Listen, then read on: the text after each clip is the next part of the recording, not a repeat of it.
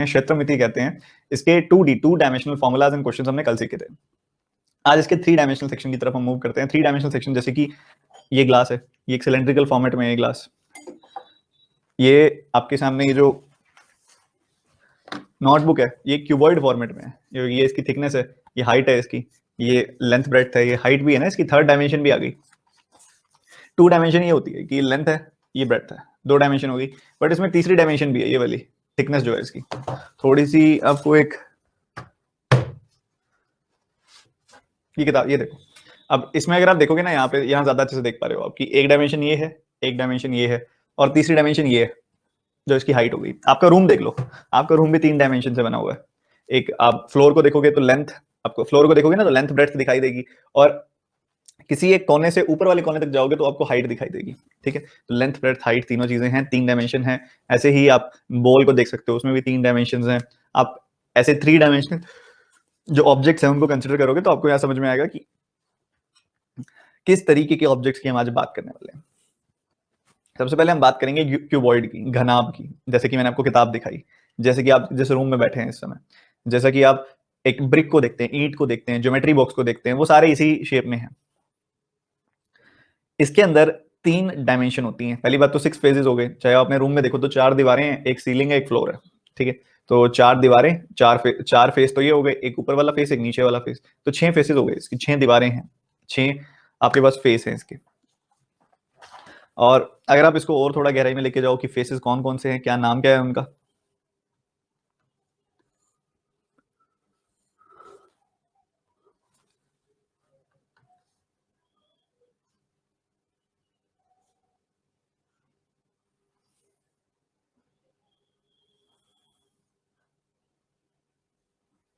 देखिए हम यहाँ पे इसको कंसिडर कर लेते हैं कि ये आपका सेंटर ऑफ, अभी मैं यहाँ से आपको सारा ये बेस मान रहा हूँ सेंटर को, आप किसी भी सेंटर को मान सकते हो वैसे तो, बस इसको मान रहे हैं ताकि हम तीनों डायमेंशन इससे कंसिडर करें। जैसे कि ये आपकी हमने लेंथ मान ली,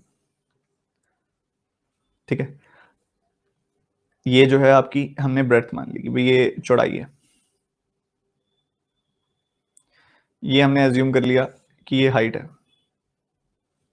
ये हमने हाइट मान ली, लेंथ ब्रेड्थ हाइट, ठीक है, ये हमने एज्यूम कर लिया। अब बात आती है कि इसका वॉल्यूम क्या होगा, मतलब वॉल्यूम का मतलब क्या होता है। वॉल्यूम का मतलब ऐसा सोच के चलो कि मान लो ये एक टंकी है, एक पूरी की पूरी टंकी है, ये टैंक है एक तरह का, ठीक है, और इस टैंक के अंदर कितना पानी भर सकते हो आप, कितना पानी भरा जा सकता है, वो इसकी वॉल्यूम कहलाएगी। तो वॉल्यूम का क्या फॉर्मूला होता है इसका, इसकी वॉल्यूम का यानी कि इसके आयतन का क्या फॉर्मूला होता है, length into breadth into height, ये फॉर्मूला होता है LBH। अगर हम सरफेस एरिया की बात करें,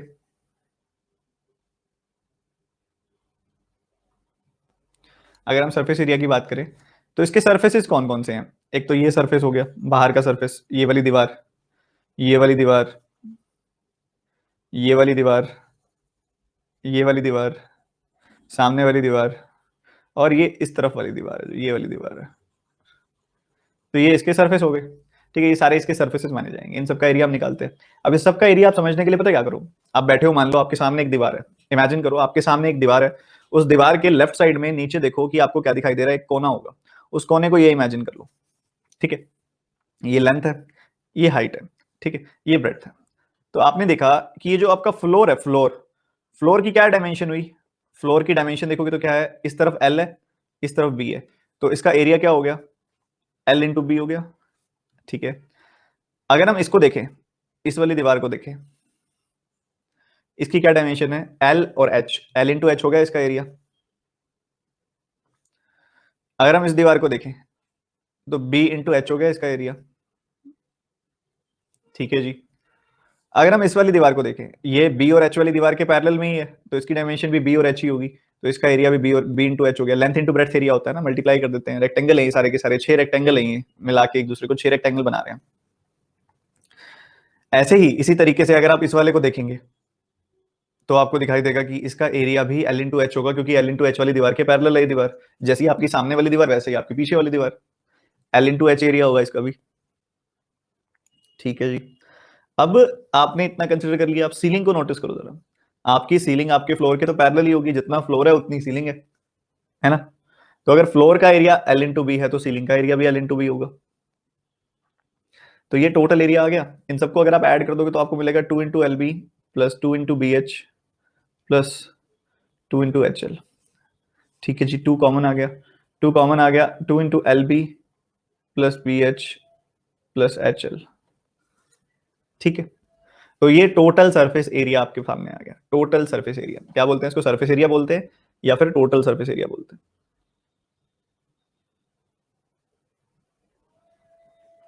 सरफेस एरिया बोलो या टोटल सरफेस एरिया बोलो। तो ये हो गया 2 × LB plus BH plus HL। अब बात आती है, कई बार आपको वो ऐसा बोल देता है कि हमने ना पेंट करना है, पेंट करना है, दीवारों को पेंट करना है। अगर सिर्फ दीवारों का एरिया पूछा जाए तो दीवारों का एरिया क्या होगा? दीवारों का एरिया होगा BH और ये BH, यानी कि 2BH, और ये होगा एक HL प्लस HL यानी कि 2HL। तो 2 × BH प्लस 2 × HL ये दीवारों का एरिया होगा। क्योंकि आप दीवारों का एरिया निकाल रहे हो तो सीलिंग का और फ्लोर का हटा ही दो सीधा सीधा। सीलिंग का और फ्लोर का क्या होगा? LB नीचे LB ऊपर, तो 2 × LB हो गया। ठीक है, तो LB नीचे है, LB ही ऊपर है, तो 2 × LB आपका सीलिंग का और फ्लोर का एरिया हो गया। तो 2 × LB सीलिंग फ्लोर का एरिया हो गया। अगर किसी ने दीवारों को पेंट करना है तो आप इसमें से, या फिर यहाँ देख लो, इसमें से 2 LB वाली डायमेंशन हटा दो, क्योंकि फिर वो सीलिंग और फ्लोर आ गया। या फिर कई बार ऐसा होता है, उसने कहा है रूम को पेंट करना है, बस वो इतना बोलेगा रूम को पेंट करना है, तो ये तो समझदारी है कि फ्लोर तो पेंट नहीं होता होता, या सीलिंग पेंट होती है या दीवारें पेंट होती हैं। तब आप क्या करोगे? सिर्फ एक LB हटा दोगे, सिर्फ फ्लोर वाला LB हटा दोगे आप, और ये बन जाएगा 2 × BH प्लस 2 × HL, और सिर्फ LB रह जाएगा साथ में। ठीक है, क्या इतनी बात सबको क्लियर है?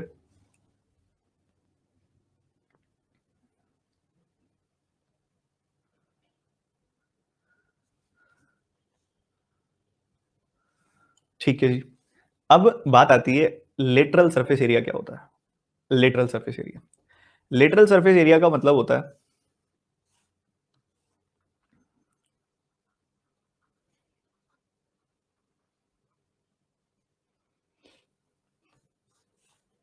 कि आप टॉप का और बॉटम का एरिया मत लो, सिर्फ जो आपका कर्व्ड स्ट्रक्चर, जो आपका टॉप और बॉटम के अलावा एरिया है, सिर्फ उसको कंसिडर करो।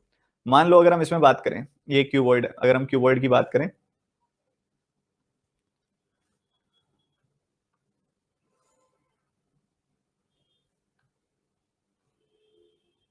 तो इसके अंदर टॉप और बॉटम का क्या एरिया था?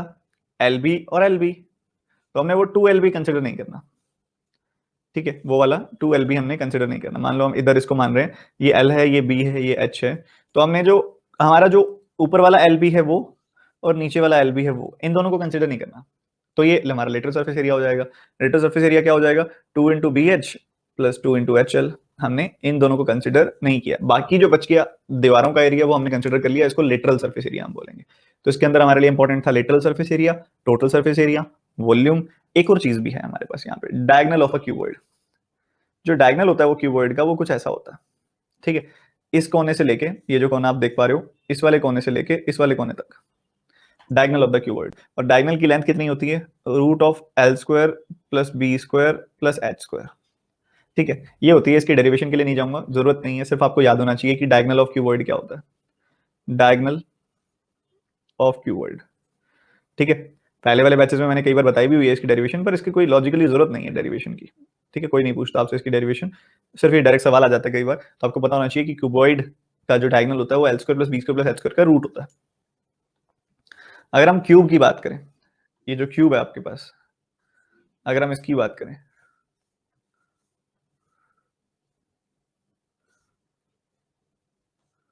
तो ये क्यूब भी तो एक तरह का क्यूबॉइड ही है, वैसा ही तो दिखता है। बस फर्क क्या है इसके अंदर? फर्क ये है कि इसमें L, B और H तीनों बराबर हैं, और हम मान लो उसको बोल रहे हैं ए बोल दिया हमने, तीनों बराबर है LVH, और उनको हमने ए बोल दिया। ठीक है, अच्छी बात है, काफी अच्छी बात है।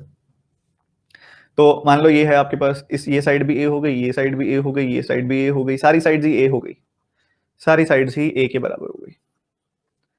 ठीक है जी, बहुत अच्छी बात है। ए ए ए ए ए सारी ए हो गई। अगर ऐसा है तो हर एक फेस का क्या एरिया होगा? हर एक जगह स्क्वायर बन रहा होगा।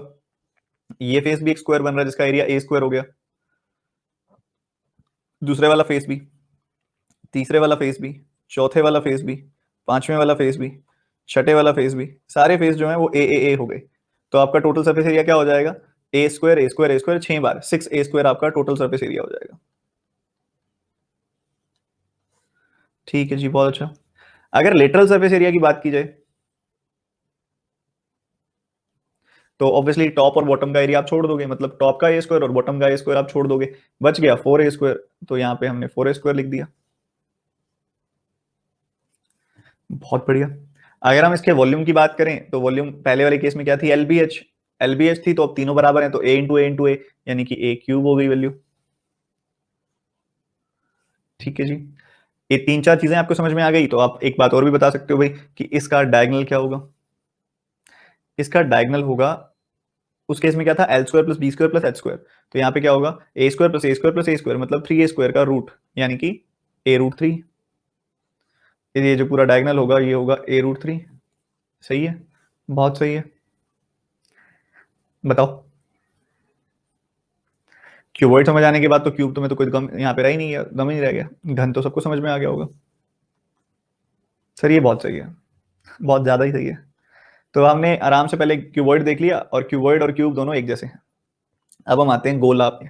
गोला, जिसका ये इसका ये पहली बार पता है कब पढ़ने लगे थे, जब पीके मूवी आई थी, वहीं पे बार बार बात हो रही थी कि ये उस गोला का है, ये इस गोला का है, किस गोला का है। तो तब से इसको हमने पढ़ना शुरू किया, तब से इस पे सवाल आने लगे, तो हमने सोचा चलो डिस्कवर करते हैं। ठीक है, डिस्कस करते हैं। और स्फेयर है ये, स्फेयर स्फेयर आपने कहाँ देखा है, आपने बॉल देखी है, आपने तरबूज देखा है, जो कि एग्जैक्टली स्फेयर तो नहीं होता बट काइंड ऑफ, ठीक है, वैसे कई स्फेयर में भी होते होंगे, अलग अलग शेप्स में आते हैं वो तो। ठीक है, जापान में तो उसको स्क्वायर शेप में, उसको क्यूब शेप में बनाने लगे हैं, वहां पे उसकी खेती क्यूबिक शेप में करने लगे हैं, जो तरबूज होता है। तो चलिए, यहाँ पे ये स्फेयर आपके सामने, ये जो गोला है, फुटबॉल को आप इमेजिन कर सकते हो, या क्रिकेट बॉल को आप इमेजिन कर सकते हो, आप किसी भी ऐसी चीज को इमेजिन कर सकते हो। तो अभी आपने देखा ये स्फेयर है, इसमें क्या होता है, सर्कल जैसा दिखाई दे रहा है, ऐसा लग रहा है ऐसे सर्कल सर्कल सर्कल, बहुत सारे सर्कल जोड़ दिए। ठीक है, जिसकी रेडियस कम होती जा रही है, ऐसे बहुत सारे सर्कल जोड़ दिए, तो आपका यहाँ पे स्फेयर बन गया। ठीक है, या फिर कोई एक डॉट ली, दूसरी डॉट ली, और 3 डायमेंशनली देखा कि 3 डायमेंशनली ऐसे कितने पॉइंट्स अवेलेबल हैं जिससे इनका डिस्टेंस बराबर है, 3 डायमेंशनली ऐसे कितने पॉइंट्स अवेलेबल हैं, तो इससे हमारा एक स्फेयर बन गया। जैसा सर्कल में हमने पढ़ा, स्फेयर में भी कुछ वैसा ही है। ठीक है, बस ये 3 डायमेंशनल है। अब इसकी जो बाहर वाला सरफेस है, उससे अगर आप सेंटर की दूरी देखोगे, चाहे कहीं से भी देख लो, सेंटर की दूरी चाहे किसी भी सरफेस के पॉइंट से देख लो, वो आपको एक ही मिलेगी, जो कि होगी आर। आर आर आर, इसको, इस आर को बोलते हैं हम रेडियस, त्रिज्या। ठीक है, अब इसके अंदर दो चीजें इंपॉर्टेंट है बस, इसकी वॉल्यूम और इसका सरफेस एरिया। इसकी वॉल्यूम क्या होती है, इसकी वॉल्यूम होती है 4/3 πr³। ये इसकी वॉल्यूम होती है।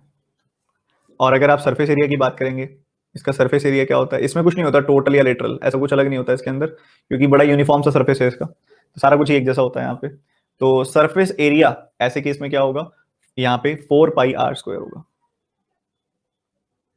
ठीक है, 4πr² होगा यहाँ पे इसका एरिया।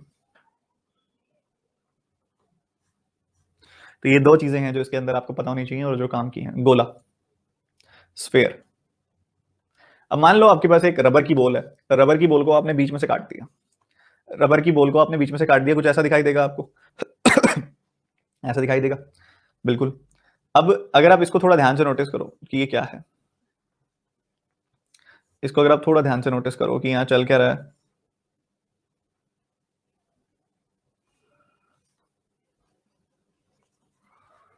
स्फेयर जो है आपका आधा हो गया यहाँ पे, स्फेयर जो है यहाँ पे आधा हो गया।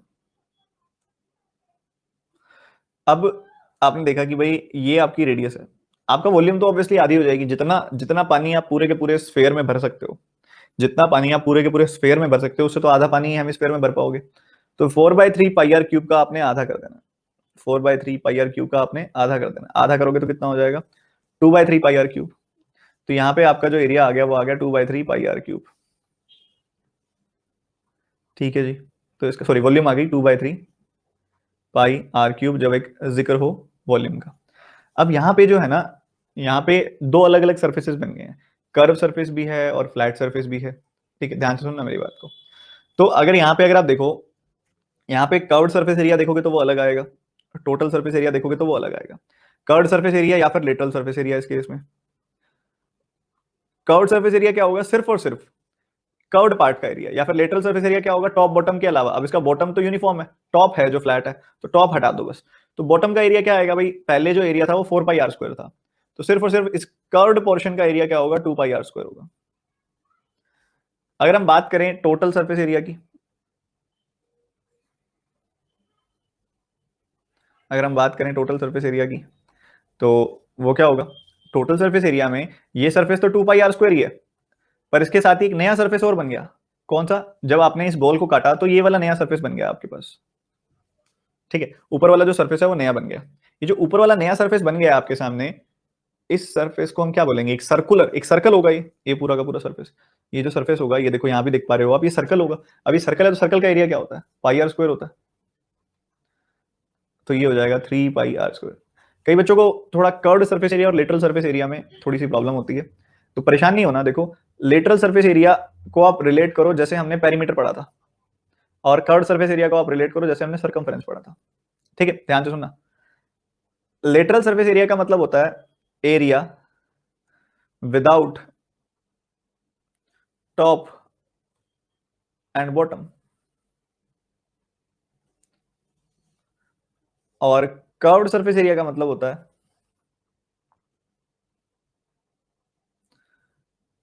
Area of curved section, area of curved section. ठीक है, जो घुमावदार जो सतह है सिर्फ उसी का एरिया। तो ये होता है, तो कोई फर्क नहीं पड़ता वैसे तो। आप इसको ऐसा भी बोल सकते हो कि curved surface area is lateral surface area, lateral surface area of curved objects, ऐसा भी आप बोल सकते हो। ठीक है, तो काफी एक जैसी चीजें हैं, बस ये इसको कोई फर्क नहीं पड़ता कि ऑब्जेक्ट की शेप क्या है। कर्व्ड सरफेस एरिया सिर्फ कर्व्स में ही लगता है, बस कर्व्ड सरफेसेस में लगता है। बाकी फर्क मतलब यही होता है कि टॉप बॉटम छोड़ के। ठीक है जी, बहुत बढ़िया, शाबाश। तो ये हमारे पास दो छोटी छोटी चीजें थी जो इसके अंदर हमने देखी। अब हम आते हैं one of the most important type की तरफ, जो बहुत ज्यादा इंपॉर्टेंट है और बहुत ज्यादा आता है आपके पेपर में। सिलेंडर, जिसे हम हिंदी में बेलन कहते हैं। ठीक है, ठीक है, बेलन एक ऐसा यंत्र होता है जो विवाह के बाद पत्नी को भी पता लगता है कि बहुत इस्तेमाल होता है, जिसका पति को भी पता लगता है। ठीक है, दोनों को पता लगता है, एक ऐसा यंत्र होता है। ठीक है,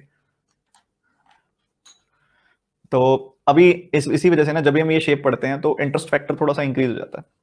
ठीक है, कि भाई काफी बच्चे सर अभी कुछ करें एक्सपीरियंस, नहीं नहीं नहीं नहीं, समझदार वही जो दूसरों से सीख जाए। हर बार धोखा खा के थोड़ी ना सीखना चाहिए। ठीक है, माताओं के लिए भी बहुत अच्छा एक वेपन होता है ये, उनके बच्चों के सुधार के लिए। ठीक है,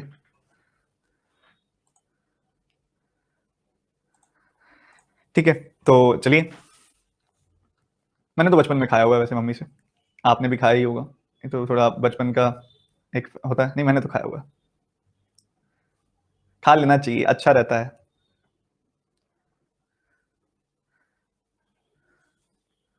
लॉन्ग टर्म के लिए। एक तो मानुभाव जी कह रहे हैं हमने तो गर्लफ्रेंड से खाया है। बहुत ही बढ़िया। अब इसको अगर आप ध्यान से देखोगे तो ये बॉडी आप देख पा रहे हो जैसे कि ग्लास जैसी होती है। अब इस शेप में और क्या क्या होता है? पाइप इस शेप में होता है, ग्लास इस शेप में होता है, या फिर आपको पेंसिल बोल दी जाए, पेंसिल भी इसी शेप में होती है। तो ये सारी शेप्स को हम सिलेंड्रिकल फॉर्मेट कहते हैं, सिलेंड्रिकल शेप कहते हैं। अब इसको अगर आप यहाँ पे नोटिस करो कि ये है क्या और बना कैसे, चलो इसको देखते हैं बना कैसे। चलो इसको बनाते हैं। मान लो मेरे पास एक पेपर है, ये एक पेपर है। ठीक है, एक शीट ऑफ पेपर है ये। इस पूरी की पूरी शीट की लेंथ जो है वो एल है। ठीक है, मैं मान लेता हूँ एल है। चलो जी, ठीक है, मान लिया हमने। या फिर चलो इसको उस और उल्टे तरीके से देखते हैं, क्योंकि यूं तो फिर आप काफी परेशान हो जाओगे। ये जो सिलेंडर है ना, सिलेंडर जैसा कि आप देख पा रहे हो इस समय जो फिगर है सामने बनी हुई है, कुछ ऐसा दिखाई दे रहा है आपको ये? कुछ ऐसा दिखाई दे रहा है आपको ये? बिल्कुल दिखाई दे रहा होगा। अच्छा, एक बात बताओ, ये जो इसका टॉप सरफेस है, ये वाला सरफेस है, इस पूरी की पूरी का लेंथ कितनी होगी? इसकी लेंथ, ये एक सर्कल है ना, देखो ये एक सर्कल देख पा रहे हो आप। सर्कल की बाउंड्री की लेंथ क्या होती है? सर्कल की बाउंड्री की लेंथ, सर्कल की बाउंड्री की लेंथ होती है उसका सर्कल, उसका सर्कमफ्रेंस। ये जो सर्कल बन रहा है, इस पूरी सर्कल की बाउंड्री की लेंथ होती है इसका सर्कमफ्रेंस, यानी कि 2 पाई r। तो हमें पता है कि यहाँ पे ये जो बाउंड्री बनी हुई है इसकी लेंथ है 2 पाई r, 2 पाई r। हमने क्या पता क्या किया, सीजर लेके यहां से काट दिया हमने, सीजर लेके यहां से काट दिया, ठीक है जी। तो हमने क्या किया, सीजर से यहां से कट कर दिया, कट कर दिया तो ये खुल गया। तो मतलब ये पूरी बाउंड्री जो ऐसे हुआ करती थी ऐसे, वो अब ऐसे हो गई है, और इसकी पूरे की लेंथ कितनी है, 2 पाई आर हो गई। इस पूरे की लेंथ, ये पूरे की लेंथ 2 पाई आर है, ठीक है जी, अच्छी बात है। तो हमने इसको ओपन कर दिया, ये हमने ओपन करके कुछ ऐसा बन गया ये, ठीक है, जिसमें से ऑब्वियसली ये ओपन हुआ है तो इसकी लेंथ तो 2 पाई आर हो गई।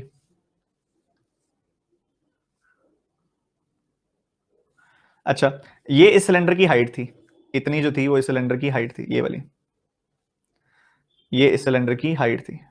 तो वो तो ऐसे की ऐसे ही रही है, इसमें तो हमने कोई चेंजेस किए ही नहीं, ये सिलेंडर की हाइट है। तो ये एक तरह का रेक्टेंगल बना हुआ है, एक तरह का रेक्टेंगल बन गया। रेक्टेंगल का एरिया क्या होता है, length into breadth, length into breadth यानी कि 2 पाई आर इंटू एच। तो इसका सरफेस एरिया क्या हो गया, सरफेस एरिया हो गया 2 पाई आर एच। पर ये कौन सा सरफेस एरिया है, हमने ऊपर वाला एरिया भी नहीं लिया, हमने नीचे वाला एरिया भी नहीं लिया, सिर्फ कर्व्ड जो पार्ट कर्व था उसका एरिया लिया, तो ये कर्व्ड सरफेस एरिया है। क्या मजा आया सीख के, 2 पाई आर एच, ठीक है, 2 पाई आर एच।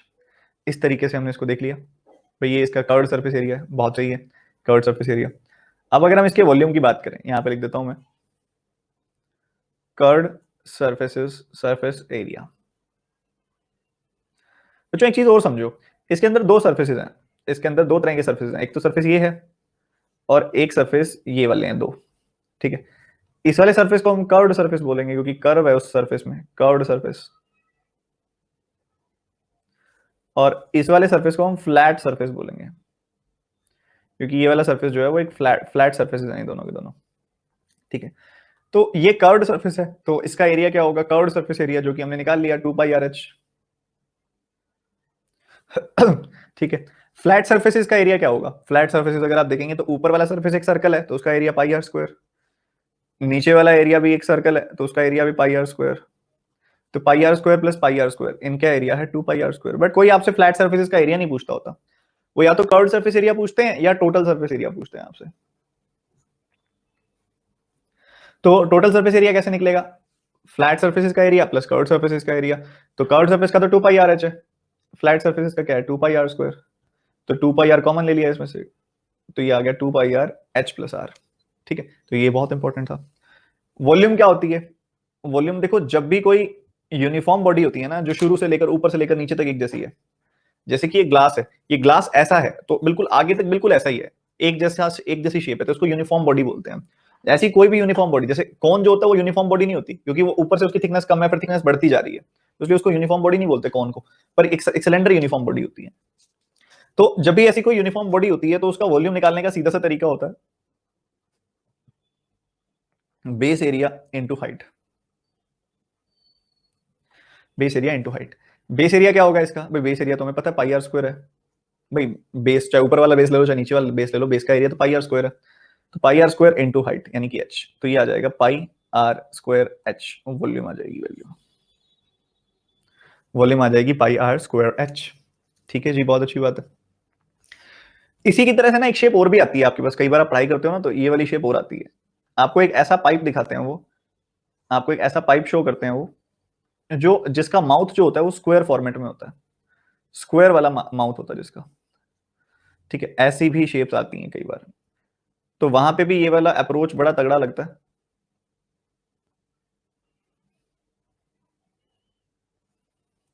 मान लो कोई एक ऐसा पाइप आया है,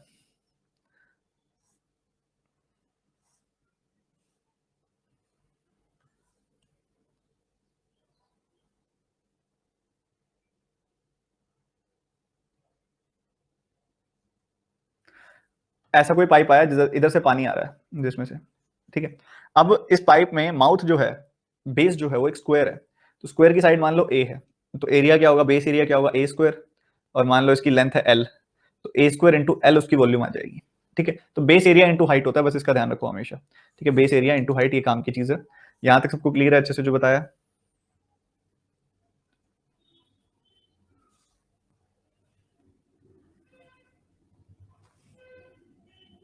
चलो अब आगे मूव करते हैं हम शंकु की तरफ, कोन की तरफ। कोन के लिए, कोन के एग्जांपल्स आप देख सकते हो, आपको कोन आइसक्रीम में दिखाई देता है, आइसक्रीम कोन होता है, आपको बर्थडे कैप आपने देखी होगी, फनल आपने देखी होगी, फनल भी इसी शेप में होती है। तो कई सारी चीजें हैं आपको इस तरीके से जो देखने को मिलती हैं। ठीक है, अब ये शंकु क्या है, एक यूनिफॉर्म बॉडी नहीं है, ये इसके ऊपर थिकनेस अलग है, फिर बढ़ रही है, फिर बढ़ रही है, फिर बढ़ रही है, फिर बढ़ रही है, बढ़ती जा रही है नीचे तक आते। ठीक है जी, अच्छी बात है। अब इसके अंदर कुछ इंपॉर्टेंट चीजें हैं, जैसे कि आपको ये पता होना चाहिए कि भैया ये रेडियस है इसकी, ये रेडियस है इसकी, इसके अलावा ये हाइट है इसकी। ठीक है, रेडियस है, हाइट है, हमें पता लगा। अगर ये रेडियस है, ये हाइट है, हमें इस बात का अंदाजा है। एक और चीज है जो इंपॉर्टेंट है इसके अंदर, जो कि ये वाली साइड है, ये जो साइड है ना जो मैंने यहाँ पे बता रहा हूँ, जिसको मैंने आउटलाइन किया है, ये जो लाइन मैंने बनाई है, ये भी एक तरह की हाइट है, ये तिरछी हाइट है, ये स्लैंट हाइट है, इसको एल बोलते हैं। एल क्या है, ये एल है स्लैंट हाइट। ठीक है, जैसे हिंदी में हम बोलते हैं तिर्यक। ठीक है, स्लैंट हाइट होती है। ये कैसे निकालते हैं इसको, कोई ऐसी बड़ी बात नहीं है इसको निकालना, ये बहुत सीधी सी है। ये मान लो देखो, ये एक ट्रायंगल बन रहा है, राइट एंगल ट्रायंगल बन रहा है, ये आर है, ये एच है, ये एल है। तो एल जो है root of H square plus R square होता है। ठीक है, ये आपकी स्लैंट हाइट हो गई, ये आपकी हाइट हो गई, ये आपकी रेडियस हो गई। ठीक है, रेडियस, हाइट, स्लैंट हाइट, तो ये तीन चीजें हैं आपके सामने जो आपको पता होनी चाहिए। अब इस पर बेस्ड फॉर्मूलाज कैसे कैसे हैं। सबसे पहले अगर आप देखो वॉल्यूम क्या होगी इसकी, 1/3 पाई आर स्क्वायर एच, ये इसकी वॉल्यूम होती है। एच आप देख पा रहे हो, आर आप देख पा रहे हो, एच आप ये पाई तो आपको पता है, ये 22/7 होता है। इसका अगर आप देखो कर्व्ड सरफेस एरिया, अगर आप कंसिडर करो कि कर्व्ड सरफेस एरिया क्या होता है, सिर्फ कर्व्ड पार्ट का एरिया, जो जो सेक्शन कर्व्ड है उसका एरिया होता है पाई आर एल, पाई आर एल। और अगर इसके टोटल सरफेस एरिया की बात की जाए तो टोटल सरफेस एरिया क्या होता है, वही कर्व्ड सरफेस एरिया तो आएगा ही, उसमें साथ में फ्लैट सरफेस का भी एरिया आ जाता है। फ्लैट सरफेस मतलब इसका बॉटम, बॉटम एक तरह का सर्कल है, तो ये पाई आर स्क्वायर बन जाएगा। तो ये आपका टोटल सरफेस एरिया बन जाता है। ठीक है, टोटल सरफेस एरिया बन जाता है यहाँ पे। क्लियर है अभी सबको, बता दो।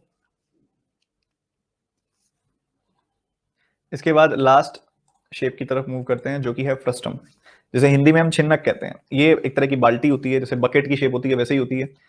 बढ़िया चीज है कि ये बनती कैसे है, ये कहाँ से, ये शेप कहाँ से ओरिजिनेट हुई है। आप सबने अभी कौन पढ़ा, आप सबने अभी कौन देखा कि कौन कैसा होता है, कौन कुछ ऐसा दिखाई देता है। हमने क्या किया, यहाँ पे एक बॉटम के पैरेलल हम एक प्लेन लेके आए और हमने इसको यहाँ से काट दिया। ठीक है, यहाँ से काट दिया हमने, जैसे ही यहाँ से काटा तो ये कुछ ऐसी शेप बन गई। ठीक है, ये प्लेन के सहारे हमने काटा था, तो इसको हटा देते हैं हम, तो इस प्लेन का क्या करना है। ठीक है, तो ये कुछ ऐसी शेप बन गई हमारे सामने, ऐसी शेप आ गई। इसको हम बोलते हैं छिन्नक यानी कि फ्रस्टम। इसके अंदर दो रेडियस होती हैं, एक तो ऊपर सर्कल बना हुआ है एक, तो ऊपर वाली रेडियस हमने R1 लिख दी। एक नीचे सर्कल बना हुआ है, तो नीचे वाली रेडियस हमने R2 लिख दी। ये आपकी हाइट हो गई, जैसे हम H बोल दे रहे हैं यहाँ पे, और ये हमारी स्लैंट हाइट हो गई जो कि L है। इसके फॉर्मूलाज काफी कौन जैसे ही हैं, थोड़े से कौन से मिलते जुलते हैं, मैं आपको बता देता हूँ। जैसे कि सबसे पहले इसकी वॉल्यूम क्या होती है, इसकी वॉल्यूम होती है 1/3 पाई आर स्क्वायर एच थी ना कोन में, तो इसकी होती है 1/3 पाई आर स्क्वायर एच की जगह, आर स्क्वायर की जगह आएगा R1 का स्क्वायर प्लस R2 का स्क्वायर प्लस R1 R2, ये आएगा। 2R1 R2 मत कर देना, R1 R2 होता है बस। ठीक है, उसके बाद आपके कर्व्ड सरफेस एरिया की क्या आएगी यहाँ पे वैल्यू, कर्व्ड सरफेस एरिया जैसे हम CS से लिख देते हैं यहाँ पे, वो यहाँ पे होगी पाई आर एल थी पहले, तो अब हो जाएगा पाई R1 प्लस R2 L।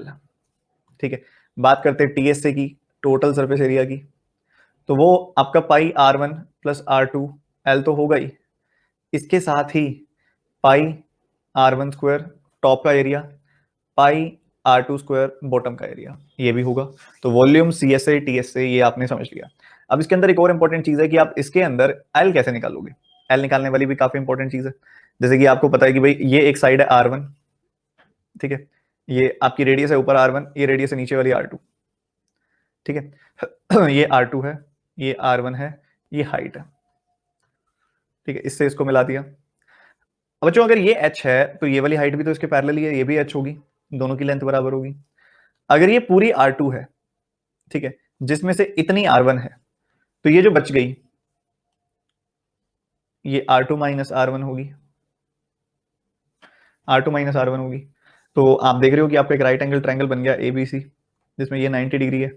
तो आपने यहाँ पे निकालना है AC की वैल्यू जो कि L है, तो L हो जाएगा root of H square plus R2 minus R1 का स्क्वायर। ठीक है, कुछ इस तरीके से यहाँ पे आप L निकाल सकते हो, आपको जो जरूरत पड़ेगी। बढ़िया है, एकदम कूल है। सर ये याद नहीं होगा, इसमें याद अलग क्या करना है यार, मुझे ये तो बताओ। नहीं, इसमें याद अलग क्या करना है, कौन जैसे फॉर्मूलाज तो हैं इसके सारे के सारे, आपको ये रटना है ही नहीं वैसे भी, नोट डाउन करके रखो और बस जैसे जैसे आते जाए तब तब करते जाना।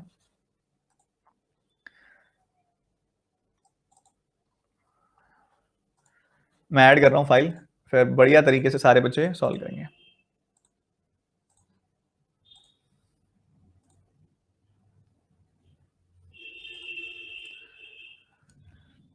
बनाओ जल्दी से बनाओ।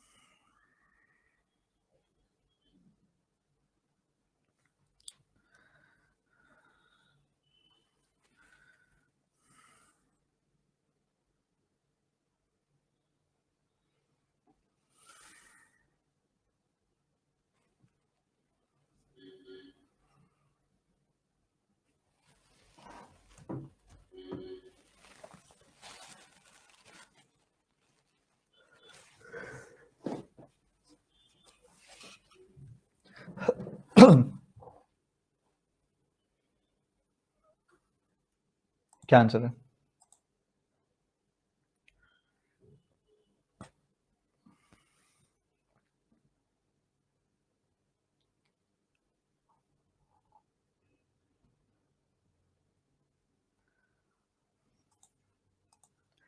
देखो जी, सबसे पहली बात, आपको यहाँ पे रेशियो दी गई है कर्व्ड सरफेस एरिया और वॉल्यूम की, यानी कि CS से एंड वॉल्यूम की। क्या रेशियो है? 924 आपके सामने है, 3234 आपके सामने है। आपको क्लियरली दिखाई दे रहा होगा कि दोनों नंबर 11 से कट रहे हैं, 11 वाला डिविजिबिलिटी रूल लग रहा है इनके अंदर बहुत आराम से। 11 से काटा, 11 का 8 गुना 88, 11 का 4 गुना 84, 11 से काटा आपने इसको, 11 का 2 गुना, 11 का 9 गुना, 11 का 4 गुना।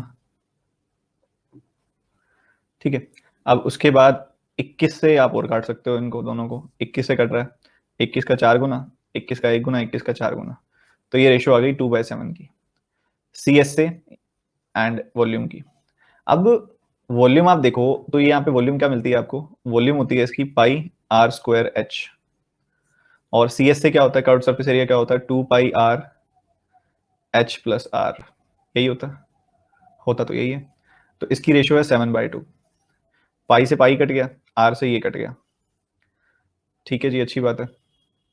तो अपने पास रेशियो आ गई किसकी, RH ऊपर है और नीचे 2 इंटू H प्लस R है, इसकी रेशियो आ गई 7/2 की। ठीक है जी, अच्छी बात है। अब इतना कर देने के बाद हमें यहाँ पे चाहिए कि यहाँ पे हमें रेशियो मिल जाए हाइट की और डायमीटर की। ठीक है, H की और 2R की रेशियो चाहिए अपने को। ठीक है, अब यहाँ पे आप कैसे पुट करोगे, इंडिविजुअली वैल्यूज कैसे निकालोगे। अब यहाँ पे ये वैल्यू जो है, ये पाई 2 पाई आर एच की वैल्यू, ये sorry 2 pi R H plus R लिख दिया मैंने, 2 पाई आर एच आएगा। इसको दोबारा लिखते हैं क्योंकि कर्व्ड सरफेस एरिया लिखना है ना कि टोटल सरफेस एरिया। तो यहाँ पे ऊपर जो वैल्यू हमने ली है, वॉल्यूम लेते हैं pi are square h, and then हम लेते हैं यहाँ पे 2 पाई आर एच। तो पाई से पाई कट गया, आर से ये कट गया, एच से एच कट गया, तो अपने पास सब कुछ ही कैंसिल हो गया इसके अंदर।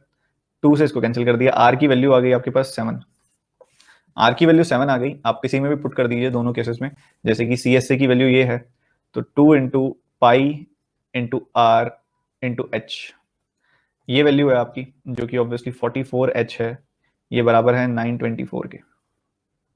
11 से काटा आपने, 11 से काटा 4 आ गया, 11 से काटा 84 आ गया, यहाँ पे काटा तो 21 आ गया। एच की वैल्यू आ गई 21 और आर की वैल्यू आ गई 7। हमने बतानी है हाइट की और डायमीटर की, यानी कि 2r की रेशो। हाइट है यहाँ पे 21 और 2r है 14, 7 से काटा 3:2 की रेशियो आ गई अपने पास, 3:2, जो कि आई थिंक सबने निकाल लिया होगा। B B C C answer बता रहे थे सारे, आंसर तो बी है। अब जी जी कर रहे हैं, पहले सारे सी सी कर रहे थे, ऐसे कैसे चलेगा?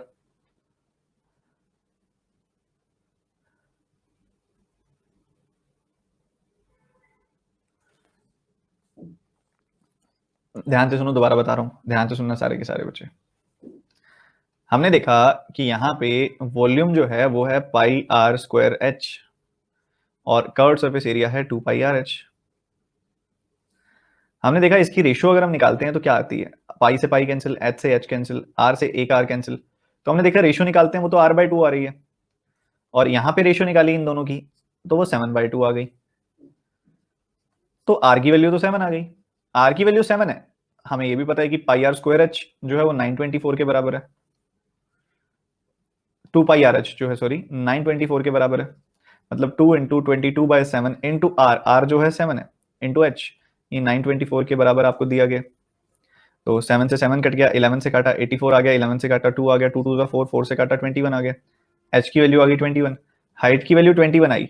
अगर रेडियस है 7 तो डायमीटर कितना होगा, उसका डबल यानी कि 14।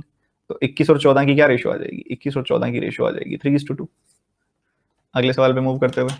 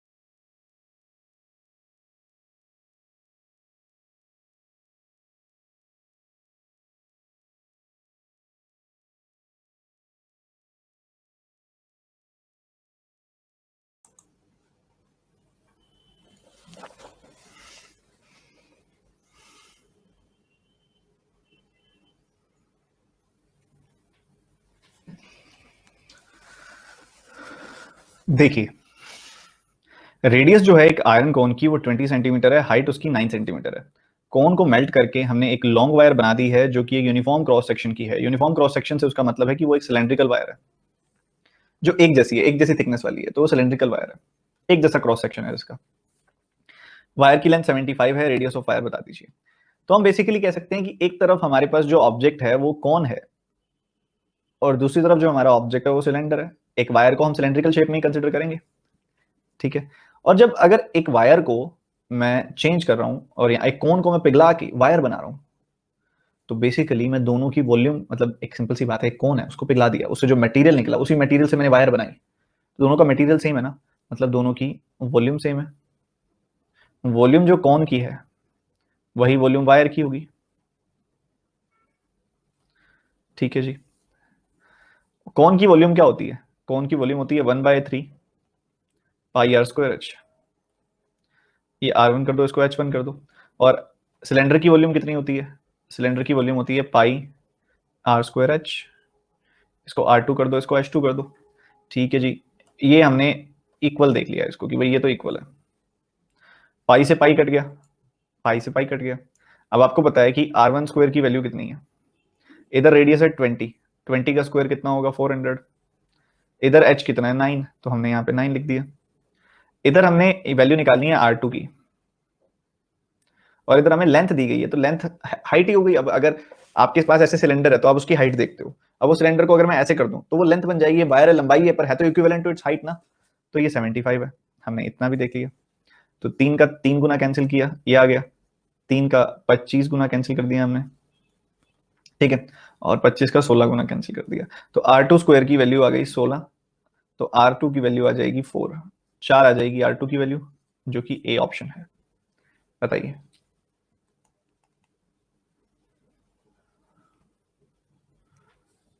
सर दोनों सेम कैसे हुई वॉल्यूम, दोनों सेम कैसे हुई वॉल्यूम? अगर एक चीज को पिघला के दूसरी चीज उसी से बनाई जाती है तो दोनों की मटेरियल तो सेम हुआ ना बच्चों। देखो वॉल्यूम के ना दो मतलब होते हैं, ठीक है, एक खाली ग्लास है, एक खाली ग्लास है, मैंने उसकी वॉल्यूम देखनी है तो मैं खाली ग्लास की वॉल्यूम को पता क्या बोलूंगा, कि उसके अंदर कितना पानी आ सकता है, ये उसकी वॉल्यूम है। अब यहीं पे मान लो कि एक ग्लास है जिसके अंदर मैंने पूरा का पूरा, ध्यान से सुनना, एक ऐसा ग्लास है, एक ऐसा सिलेंडर है जो सॉलिड है पूरा का पूरा, मतलब पूरा बंद है सिलेंडर वो टोटली, मतलब ऐसा ग्लास इमेजिन कर सकते हो आप, ऐसा ग्लास इमेजिन कर सकते हो आप जिसके अंदर स्टील को मैंने पूरा अंदर तक भर दिया, पूरा स्टील ही स्टील है, ऊपर तक बंद है सिलेंडर स्टील से, अंदर भी पूरा स्टील भरा हुआ है, तो वो पूरा का पूरा उसके अंदर जो मटेरियल यूज हुआ है उसको बनाने में, तो वो उसकी वॉल्यूम कहलाएगी।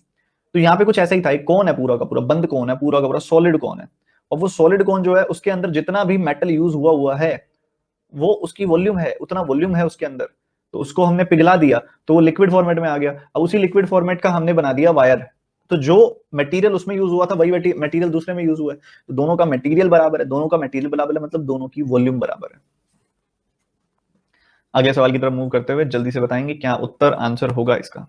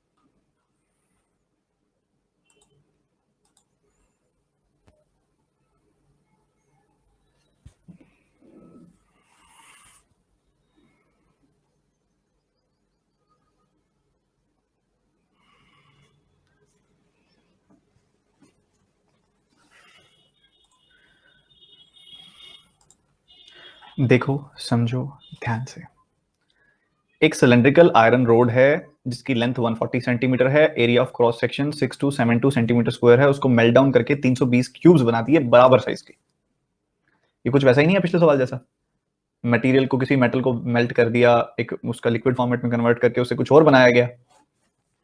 अगेन वॉल्यूम तो बराबर होगी, volume in the first case जो वॉल्यूम ऑफ सिलेंडर है,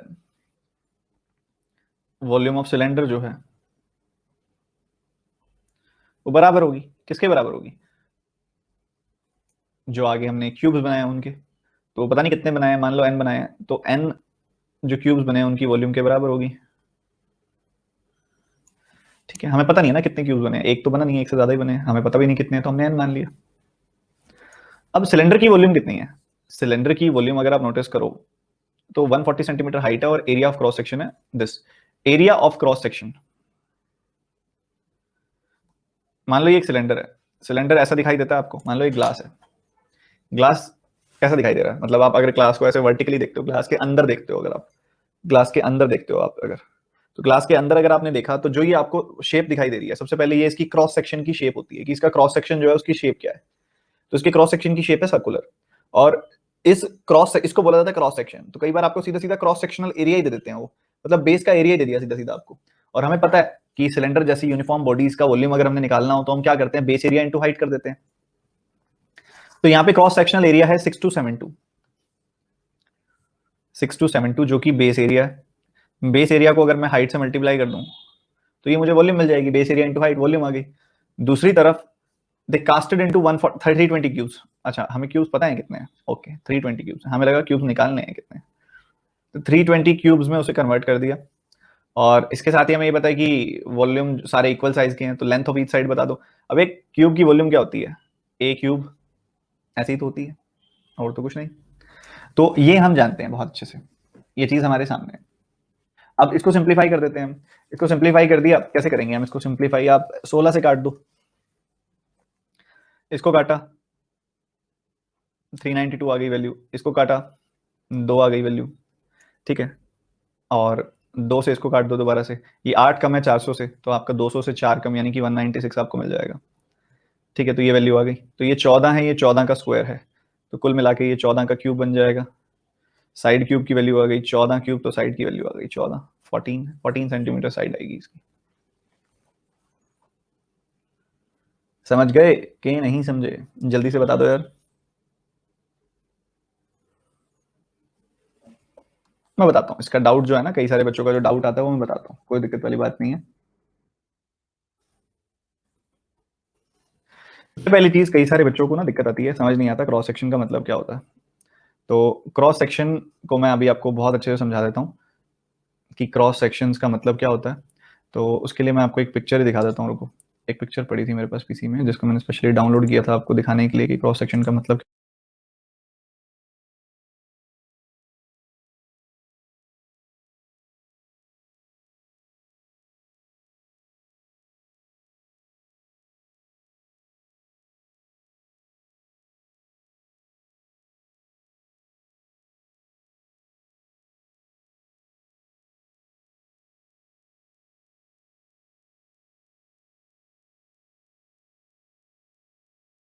हाँ जी, मिल गई। मैं दिखाता हूँ आपको क्रॉस सेक्शन होता क्या है।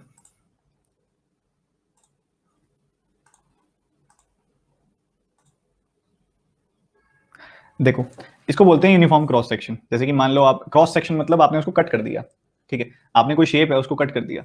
अब आपने उस शेप को कट किया, तो जो शेप आपको दिखाई दे रही है, चाहे एक बार काट रहे हो, चाहे 2 बार काट रहे हो, चाहे 3 बार काट रहे हो, जो शेप आपको दिखाई दे रही है वही उसका क्रॉस सेक्शन कहलाता है, ठीक है। आपको सर्कुलर शेप दिखाई दे रही है, तो ठीक है, सर्कुलर आपका वो क्रॉस सेक्शन हो गया, सर्कुलर क्रॉस सेक्शन हो गया। कई बार आपको क्रॉस सेक्शन का एरिया दे देते हैं, मतलब इसी सर्कल का एरिया दे देते हैं आपको। ऐसे ही मान लो ऐसी कोई शेप है, तो उसके अंदर यहाँ पे बेस आपका क्या है? ये पेंटागन है, तो पेंटागन आपका क्रॉस सेक्शन हो गया। मान लो ऐसे ही आपकी क्यूबॉइड की शेप है, तो क्यूबॉइड है, क्यूबॉइड काटा आपने यहाँ से, क्यूबॉइड काटा, तो वो एक क्रॉस सेक्शनल एरिया आपका क्या होगा? उसके अंदर स्क्वायर हो जाएगा। क्यूबॉइड काटा अगर आपने, तो वो जो स्क्वायर हो सकता है या रेक्टेंगल हो सकता है, जो भी हो सकता है, वही आपका क्रॉस सेक्शन हो गया। तो ऐसा देखा जाए, जैसे इन शेप में क्रॉस सेक्शन कौन हो गया या इस टाइप की शेप हो गई, तो इसमें यूनिफॉर्म नहीं होता, तो इसमें हम कंसिडर नहीं करते, ये यूनिफॉर्म नहीं होते।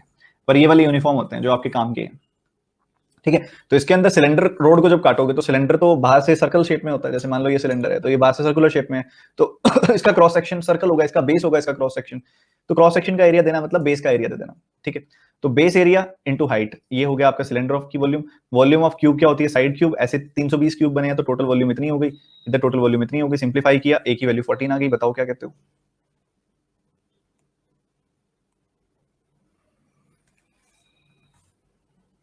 चलो अगले सवाल पे मूव करते हैं।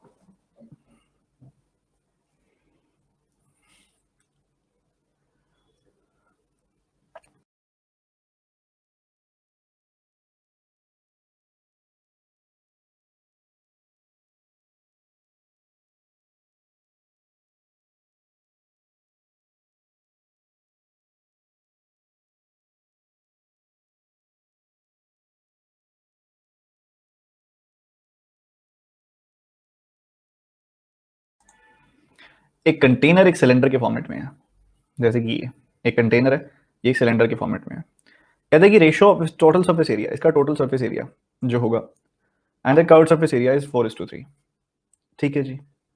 The volume of cylinder if it is known that the radius is 7 centimetre, radius आपको 7 सेंटीमीटर दे दी है, ठीक है जी। अब एक कंटेनर है, कोई कंटेनर है। अब कंटेनर अगर सिलेंड्रिकल फॉर्मेट में, तो एक कंटेनर का क्या एक प्रॉपर्टी होती है कि वो ऊपर से तो खाली होता है हमेशा, तो जहां से आप कुछ डाल सको। तो अगर इसका टोटल सरफेस एरिया मैं आपसे पूछूं, तो टोटल सरफेस एरिया क्या होगा इसका? क्या total surface area 2 pi R H plus r होगा, मतलब 2 pi R H plus 2 pi are square? क्या ऐसा कुछ होगा? बताओ। 2 pi R H plus r होगा, आर यू श्योर? पर वो तो एक बंद का होता है ना, अगर सरफेस बंद होता है तब उसका एरिया होता है ना ऐसा। बच्चों समझो, गलती नहीं करनी। जैसे कि मान लो ये कंटेनर है, अगर ये ऊपर से भी बंद है और नीचे से भी बंद है, तब इसका पाई आर स्क्वायर, इसका पाई आर स्क्वायर, इसका 2 पाई आर एच, तो वो बन गया था। अगर एक कंटेनर है, कुछ कंटेन करना है आपने उसके अंदर, तो ऊपर से तो खाली होगा वो। कंटेनर कहाँ लिखा हुआ है? ये लिखा हुआ कंटेनर। तो वो अंदर से खाली, ऊपर से आपके पास जगह होगी उसमें कुछ डालने की। तो बच्चों उसका एरिया जो होगा वो होगा, सॉरी, इसका टोटल सरफेस एरिया जो होगा वो होगा curved surface area 2 pi R H plus pi are square, सिर्फ बॉटम बॉटम का, टॉप का नहीं। मतलब अगर आप इसमें से कॉमन निकालेंगे, 2 पाई आर कॉमन निकालेंगे अगर इसमें से, जो कि आएगा ही नहीं कॉमन, पाई आर कॉमन निकालेंगे अगर आप इसमें से, तो आपको मिलेगा 2h प्लस आर। ये होगा इसका टोटल सरफेस एरिया। और कर्व्ड सरफेस एरिया तो 2 पाई आर एच ही होगा। तो इसकी रेशियो आपको 4/3 दी गई है। ठीक है जी, अच्छी बात है। तो पाई आर से पाई आर कट गया, तो ये बच गया 2h plus R by 2h, कुछ ऐसा बच गया। 2h प्लस आर और नीचे बच गया 2h, इसको हम लिख सकते हैं 2h बाई 2h यानी कि 1 and r by 2h, that's 4/3। ये 1 उसमें से सब्ट्रैक्ट हो जाएगा, तो r बाई 2h क्या आ जाएगा? r बाई 2h आ जाएगा 1/3। ये ऊपर चला जाएगा, r बाई h क्या आ जाएगा? 2/3। r बाई h की वैल्यू आ गई 2/3। क्या यहां तक सबको क्लियर है? बताओ बताओ, जल्दी बताओ। सिर्फ 1 यूनिट 7 आ जाएगी, कैसे?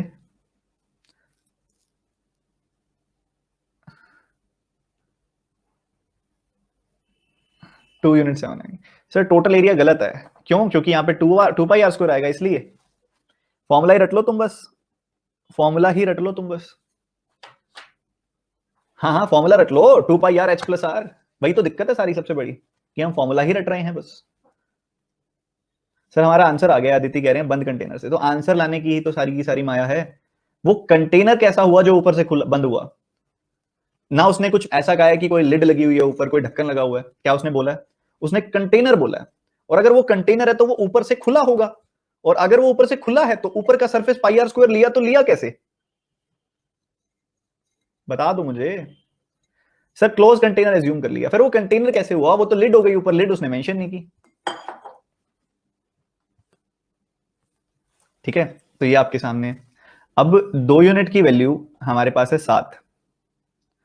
2 यूनिट की वैल्यू अगर 7 है, तो 1 यूनिट की वैल्यू होगी 7/2, और 3 यूनिट की वैल्यू कितनी हो जाएगी? 21/2। मतलब आपकी h है 21/2 और r है 7। ठीक है जी, बहुत अच्छी बात है। वॉल्यूम ऑफ सिलेंडर आपसे पूछा जा रहा है। वॉल्यूम ऑफ सिलेंडर होता है पाई आर स्क्वायर एच। पाई क्या है? 22/7। आर क्या है? आर है 7, तो आर स्क्वायर हो गया। एच क्या है? 21/2। तो 2 से काटा 11 बार, 7 से काटा इसको, तो ये आ गया 147 का 11 टाइम्स, जो कि बन जाएगा 17। 7 और 4 11, एक कैरी, 4 और 1 5, और ये हो गया 6, 1617 आपका आंसर आएगा, जो कि ऑब्वियसली ऑप्शंस में नहीं है, नन ऑफ दीज आंसर है।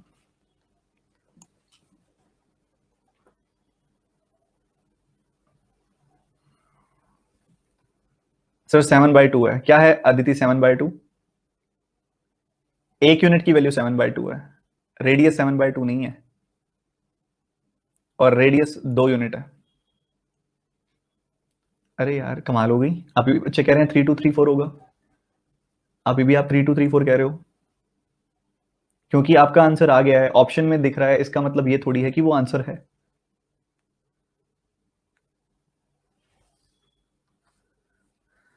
ठीक है, आपका आंसर डबल निकाला है आपने, बिना बात का डबल आंसर निकाला है। कारण बता रहा हूं मैं क्यों, दोबारा से देख लो एक बार इसका आंसर ये क्यों आएगा। मान लो ये कंटेनर है आपका, ऊपर का एरिया तब लिया जाएगा जब ऊपर कोई सरफेस होगा। ऊपर का एरिया तब लिया जाएगा जब ऊपर कोई सरफेस होगा। तो ऊपर अगर वो कंटेनर है तो ऊपर से खाली होगा। ऊपर से खाली होगा तो ऊपर कोई सरफेस नहीं होगा। ऊपर सरफेस नहीं है तो लेंगे भी नहीं। तो टोटल सरफेस एरिया इसका क्या आएगा? ये वाला curved surface 2 π r h, bottom वाला πr²। तो टोटल सरफेस आएगा इसका 2 π r h plus πr²। πr common निकाल लिया, 2h प्लस r। और टोटल सरफेस एरिया तो इसका ये आ गया। और कर्व्ड सरफेस एरिया क्या आएगा इसका? कर्व्ड सरफेस एरिया आएगा इसका 2 π r h। हमने देखा भाई यहाँ पे πr से πr कट रहा है, 2h plus r by 2h। तो 2h बाई 2h हो गया 1, और नीचे आया r बाई 2h। ये रेशो आई है बेसिकली, पर ये तो कह रहा है 4/3 है। तो 1 प्लस r बाई 2h है 4/3। तो r बाई 2h की वैल्यू हो जाएगी 4/3 माइनस 1, यानी कि 1/3। तो r बाई h की वैल्यू हो जाएगी 2/3। अगर r बाई h की वैल्यू हो गई 2/3, इसका मतलब मैं कह सकता हूं कि r है 2 यूनिट, h है 3 यूनिट। 2 यूनिट की वैल्यू है, r आपको दिया गया है 7, तो 2 यूनिट की वैल्यू हुई 7, तो 1 यूनिट की वैल्यू हुई 7/2। तो 3 यूनिट की वैल्यू हो जाएगी 3 गुना 7/2, यानी कि 21/2। यानी कि h की वैल्यू कितनी हो गई? h की वैल्यू हो गई 21/2। r की वैल्यू कितनी हो गई? 7। तो ये है आपके सामने। अब हमने निकालनी थी वॉल्यूम। वॉल्यूम क्या आएगी? πr² h। तो 7 से 7 कट गया, 2 से 11 बार कट गया। ये वैल्यू आ गई आपकी 1617, 1617।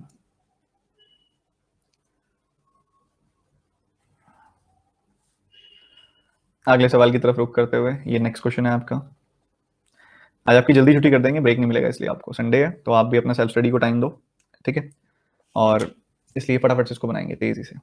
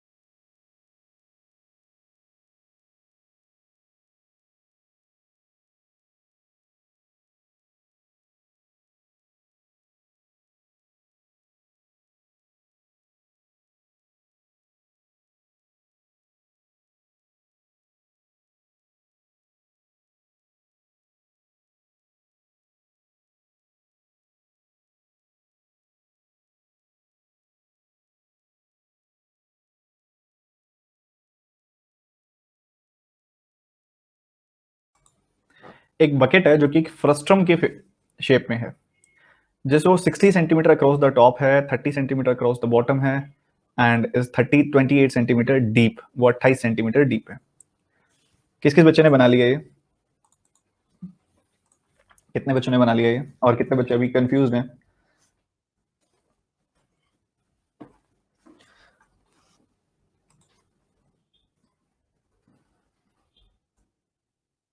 अक्रॉस द टॉप क्या लेंगे? अक्रॉस द टॉप क्या कंसिडर करेंगे? क्या ये अक्रॉस द टॉप? डायमीटर है, रेडियस है, सरकमफ्रेंस है, क्या है ये?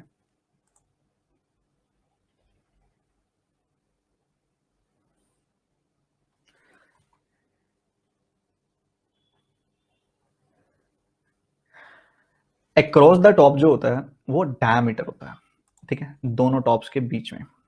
ठीक है, टॉप जो होते हैं ना, दो टॉप के बीच में, मतलब ये एक रिप्रेजेंटेशन का तरीका होता है, ठीक है।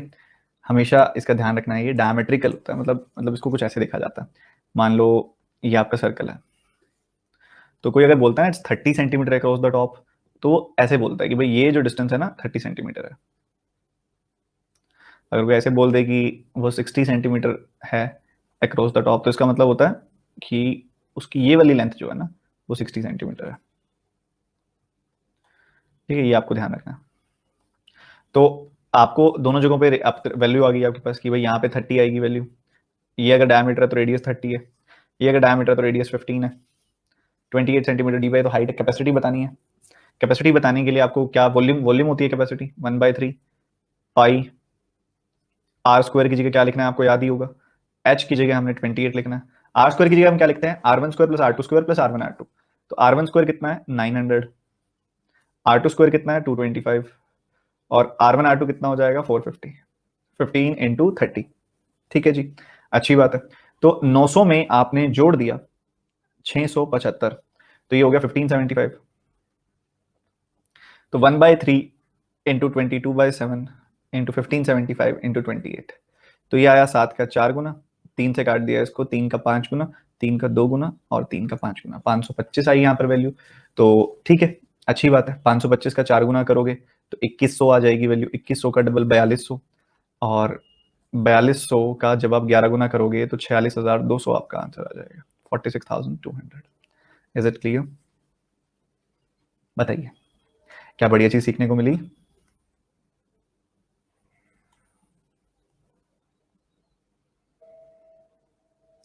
इसमें सबसे बढ़िया चीज सीखने वाली यही थी, what is across the top. Across the top, across word use किया जाता है वहां की हॉरिजॉन्टल दूरी नापने के लिए, जैसे कि ये दूरी कितनी है, ठीक है, तो ये दूरी नापने के लिए इसको अक्रॉस द टॉप बोलते हैं। और ऑब्वियसली जब सेंटर से पास होकर कोई चीज दोनों तरफ टच करेगी तो उसको डायमीटर बोलेंगे। ठीक है, तो ये डायमीटर की वैल्यू होती है जब अक्रॉस करके आपको बोली जाती है। ठीक है, तो अगर 60 सेंटीमीटर डायमीटर है तो 30 सेंटीमीटर रेडियस हो गई, 30 सेंटीमीटर का डायमीटर है तो 15 सेंटीमीटर रेडियस हो गई। और फॉर्मूला आपको बताया हुआ है 1/3 पाई एच, और बीच में आएगा R1 square plus R2 square plus R1 R2। Simplify किया, आंसर तैयार।